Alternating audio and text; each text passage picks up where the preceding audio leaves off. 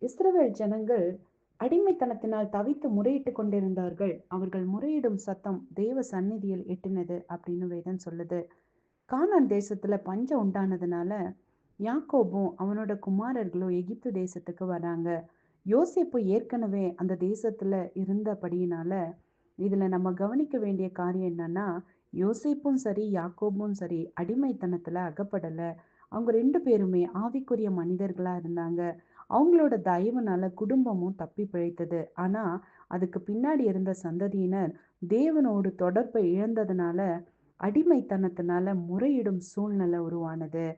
இஸ்ரவேல் ஜனங்க எப்பெல்லாம் கர்த்தரை விட்டு விலகி பாகாலையும் அஸ்தரோத்தையும் செவிக்கிறாங்களோ, அந்த சூழ்நிலையில எல்லாம் ஆண்டவர் அவங்கள சுற்றிலும் இருக்கிற அவர்கள் பகைஞர் கையில் ஒப்பு கொடுத்தார் அப்படின்னு வேதத்துல சொல்லப்பட்டிருக்குது.